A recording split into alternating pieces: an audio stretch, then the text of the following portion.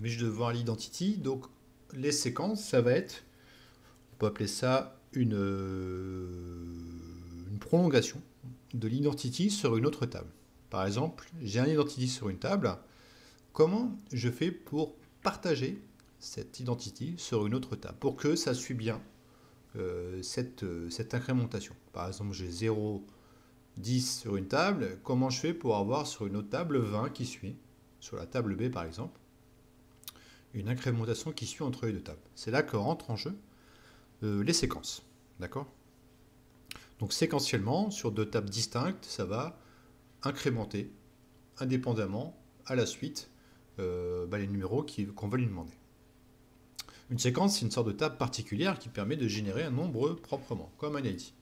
Donc je vais vous faire une petite démo, ça va être plus simple.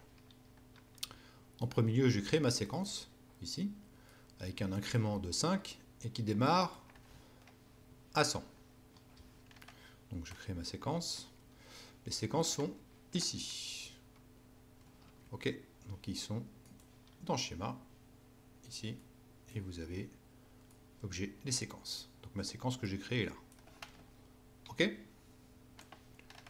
Pour savoir la prochaine valeur que va générer ma séquence, il y a une syntaxe très simple, c'est nextVal, select nextVal avec le nom de ma séquence. Donc là, vu que ça démarre à 100, et ben la prochaine valeur qui sera incrémentée dans la table sera 100. Autre chose, on peut aussi dire, tu me fais un incrément de moins 1, ça peut être négatif. Le minimum de la valeur, ça peut être 1. Le max, ça peut être 3.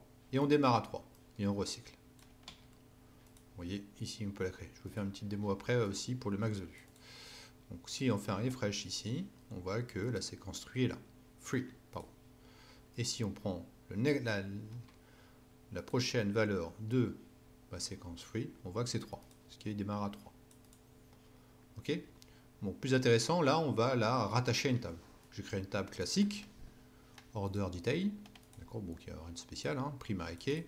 Alors, on peut mettre un primary key sur deux colonnes. J'ai oublié de vous dire dans la démo du primary key, mais on peut le mettre sur deux colonnes. Moi, je suis pas fan, mais on peut le faire. Donc, on le fait, on crée la table, et là, on va zoomer.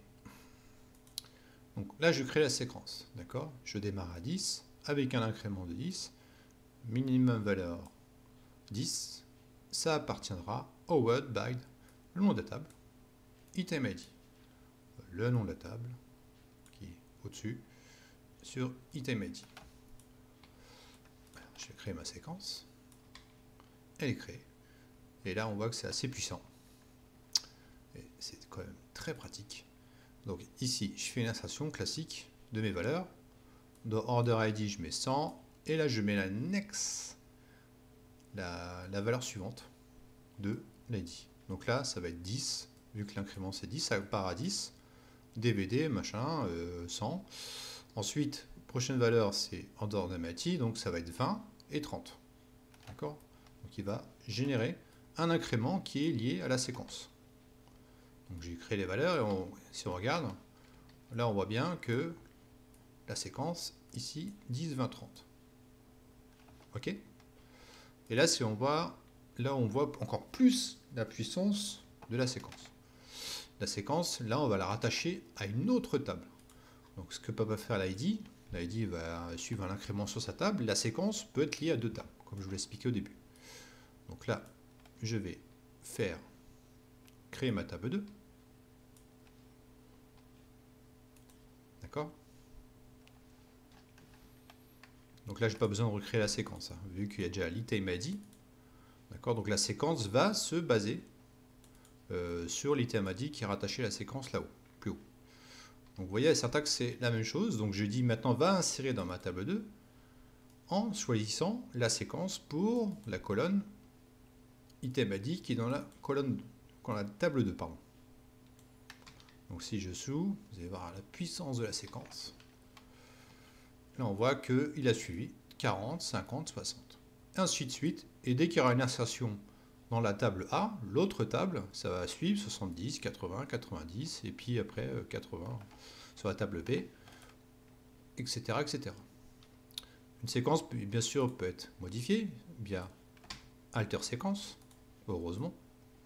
Donc là, on voit que j'ai fait un incrément de 10, j'ai ressauté de 10, donc là c'était plus 60, maintenant je suis passé à 70.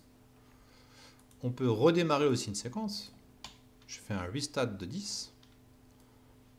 Donc là, c'est reparti à 10. OK. Et on peut bien sûr lui affiler une valeur max. Par exemple, je vais créer une séquence ici avec la valeur max, ici, de 2. Toujours appartenant à la même table. Je vais truncater la table, je vais la vider. Et si j'insère 3 valeurs, bien sûr, vous aurez compris, je mets 3 lignes. Le max, c'est 2.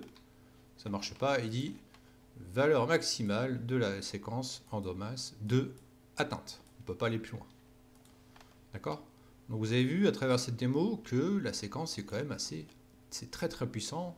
Et on peut mettre ça sur 2 tables complètement distinctes.